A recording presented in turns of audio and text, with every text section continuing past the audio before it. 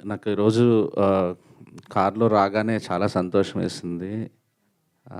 దానికి కారణం ఏంటంటే అక్కడ పెట్టిన 2 పోస్టర్‌లు. నా పోస్టరు ముందు 'యండమూరి' గారి పోస్టరు, తర్వాత నా పోస్టరు.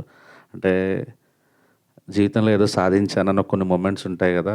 ఇదొకటి అనమాట. ఎందుకంటే వ్యక్తిగా నేను ఇలా ఉన్నాను అంటే ఆయన పుస్తకాలే. కానీ నేను ఇంకంతకు మించి చెప్పను. ఎందుకంటే నాకంటూ కొన్ని మొమెంట్స్ నేను దాచుకోవాలి. తర్వాత సార్ మీ మీ ముందు కూర్చోవటం, పక్కన కూర్చోవటం, ఇది రావడం చాలా proud moment for me sir. ఈ కథ నాకు 1½ ఇయర్, 2 ఇయర్స్ బ్యాక్ అనుకుంటాను. వీరశంకర్ గారు ఒకసారి కథ వినండి చాలా బాగుంది అన్నప్పుడు, మామూలుగా నేను ఒక 2 కండిషన్స్ పెడుతుంటాను అంటే ఎవరికైనా కథ వినాలన్నప్పుడు 45 నిమిషాల లోపల చెప్పండి. రెండోది హ్యాపీ ఎండింగ్, రామ్ కామ్ అయితే చెప్పకండి, నాకు ఎక్కవసలు అని చెప్పాను. అలాంటిది 2 ఏళ్ళు అయినా కూడా నాకు అసలు కథ వినగానే ఫ్యూజులు ఎగిరిపోయినాయి అసలు ఫస్ట్.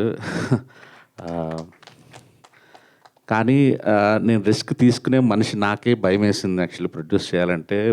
ఫస్ట్ ఎందుకు భయం వేసిందంటే, ఈ కథ ఏ హీరో ఒప్పుకోడు, అది నాకు తెలుసు. హీరోని తేలేను నేను అని నాకు తెలుసు. సో ఆ రకంగా దీపక్ మీరు చాలా లక్కీ.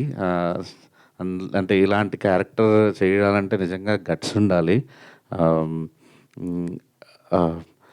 అంటే డబ్బులు పెట్టడానికి కూడా చాలా గట్స్ ఉండాలి. మామూలుగా సందీప్ రెడ్డి వంగాలో అర్జున్ రెడ్డి ఉంటాడు. అదే స్క్రీన్ మీద కూడా మీకు మీరు చూసేది ఏదైతే విజయ్ దేవరకొండ క్యారెక్టర్ కాదు, రియల్ లైఫ్ క్యారెక్టర్ కాదు, సందీప్ రెడ్డి వంగ క్యారెక్టర్ అది. బట్ డైరెక్టర్లో బయట అలా ఉండదు, కానీ సినిమా మాత్రం రైటింగ్స్లో మాత్రం అంత ఎక్స్ట్రీమ్స్ ఉన్నాయి. నాకు అంటే ఇది ఖచ్చితంగా రిలీజ్ అయిన తర్వాత పెద్ద సౌండ్ చేస్తుంది, డిస్కషన్కి ఆస్కారం ఇస్తుంది. అదే అదే అది లేకే చాలా సినిమాలు అలా వచ్చి అలా వెళ్ళిపోతుంటాయి. మనం సగం పబ్లిసిటీ ఆ పని చేసి పెడుతుంది. అలాంటి హట్కే పాయింట్లు ఉన్నప్పుడు గుడ్ లక్ అందరికీ. సార్ మీకు డబ్బులు రావాలని మనస్ఫూర్తిగా కోరుకుంటున్నాను. Thank you. Keerthana all the best, Tanvi and sir మీకు అందరికీ thank you, all the best. Thank you. Thank you so much Sai Rajesh గారు.